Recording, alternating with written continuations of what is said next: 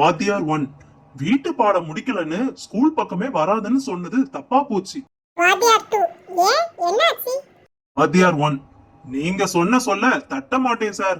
ஒரு வருஷம் ஆனாலும் வீட்டு பாடம் முடிக்காம ஸ்கூல் பக்கமே வரமாட்டேன்னு சொல்றான். நேத்து ஒரு கனவு கண்டேன். நான் உங்களுக்கு சமைச்சு தர மாதிரி. கணவன், எதுக்கு உனக்கு இந்த விபரீத ஆசையெல்லாம்? வேற வேலை இருந்தா போய் பாரு.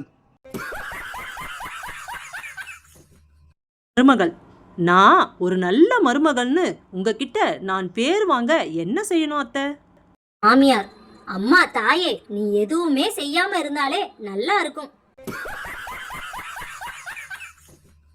மாமியார், புது பொண்ணாச்சே, நிறைய வேலை கொடுக்க கூடாதுன்னு நினைச்சு வீடு மட்டும் பெருக்கி வையுமான்னு சொல்லிட்டு வந்தது தப்பா போச்சு. இன்னொருத்தி, ஏன் என்னாச்சு? மாமியார், எவ்வளவு பெருக்கினாலும் ஆன்சர் கால்குலேட்டர்ல வரமாட்டேங்குது அத்தை. நீங்களே வந்து சரி பார்த்துக்கோங்கன்னு சொல்றா.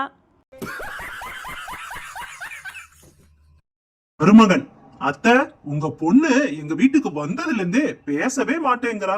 மாமியார், ஐயோ மருமகனே, அவ பேசாத வர சந்தோஷப்பட்டுக்கோங்க. பேச ஆரம்பிச்சானா நிறுத்த மாட்டா.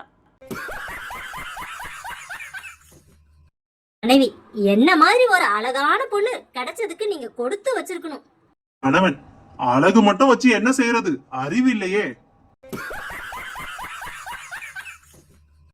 அமைச்சர், ராணியாரே, ராஜா போருக்கு கிளம்புகிறார், உங்களை கூட்டிட்டு வர சொன்னார்.